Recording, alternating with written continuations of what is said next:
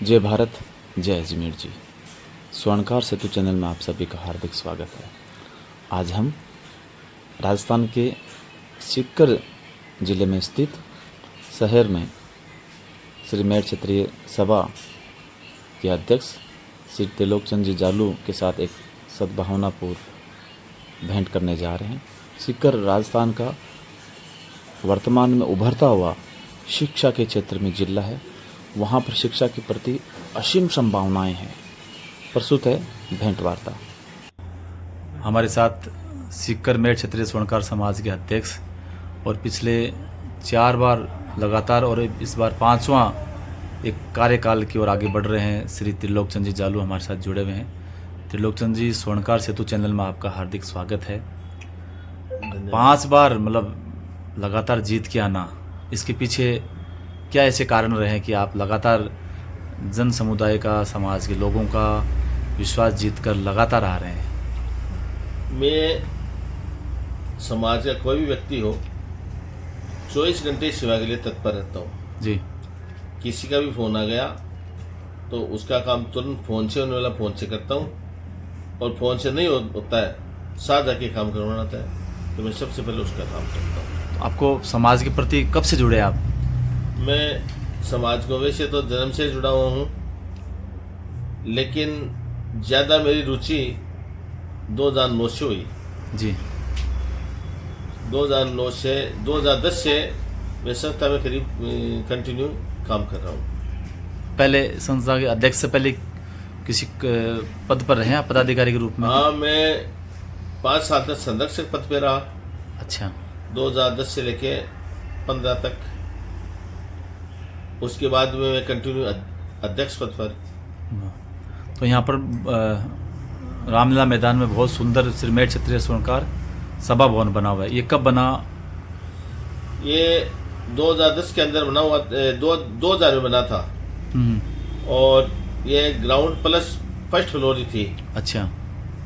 उसके बाद में हमने 4 संभालने के बाद में 2010 में इसका निर्माण कार्य करवाया और इसको फिर 4 मंजिल का करवाया, और इसमें पूरी सुविधा से विस्तार है। पूरा नीचे 4 रूम है, हॉल है, उसमें सबसे एसी और बेड लगे हुए हैं, गद्दे लगे हुए हैं। फर्स्ट फ्लोर पे हॉल है, उसमें भी 4 रूम है, उन सब में एसी युक्त है। 2 लिफ्ट है, सामान ले जाने लिफ्ट अलग है और व्यक्तियों की जाने की लिफ्ट अलग से है। कितनी स्क्वायर फीट में बना हुआ है निर्माण कार्य? ये 450 स्क्वायर फीट में बना हुआ है। बहुत बढ़िया। आगे उसको कोई डेवलप करने का विचार कोई नहीं, है? अब तो उसका डेवलपमेंट हो नहीं सकता। जितना हो सकता उसका हमने करवा दिया है। उसके बाद में छत के ऊपर हमने सौर ऊर्जा का सिस्टम लगा दिया है। अच्छा।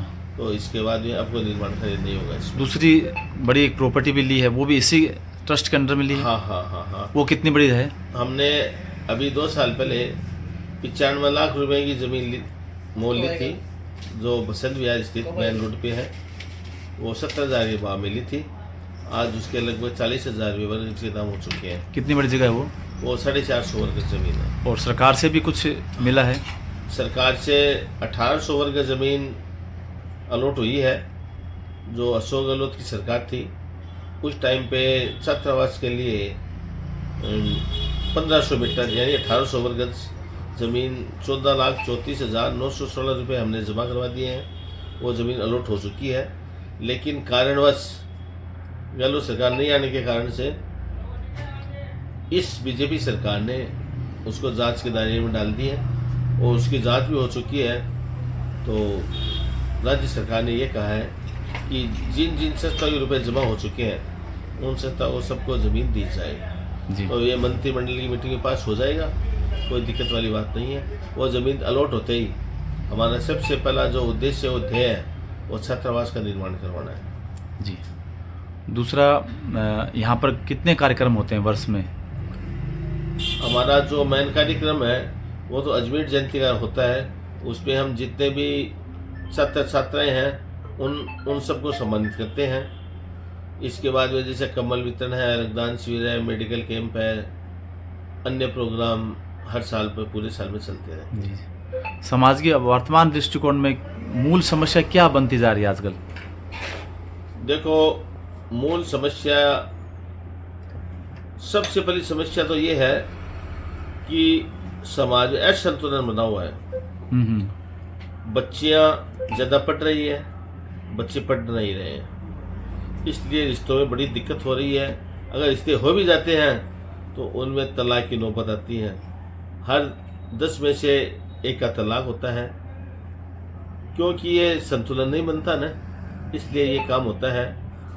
दूसरी समस्या समाज की सबसे बड़ी ये सोने चांदी के जो भाव बढ़ गए हैं, ये रोजगार की समस्या भी समाज की सबसे बड़ी समस्या है। इसलिए मैं यही कहना चाहता हूँ समाज बंधुओं को, ज़्यादा से ज़्यादा अपने बच्चों को पढ़ाएं, काम में कम डाल करके उनको सबको पढ़ाए लिखाए और उनको अफसर बनाएं, ये मेरा उद्देश्य है। अफसर बन जाएंगे तो फिर अपना बिजनेस जो पुश्तैनी बिजनेस है, ज्वेलरी वाला, स्वर्णकारी वाला, फिर उसको ये कोई जरूरी थोड़ी है हर व्यक्ति के एक ही बच्चा होता है।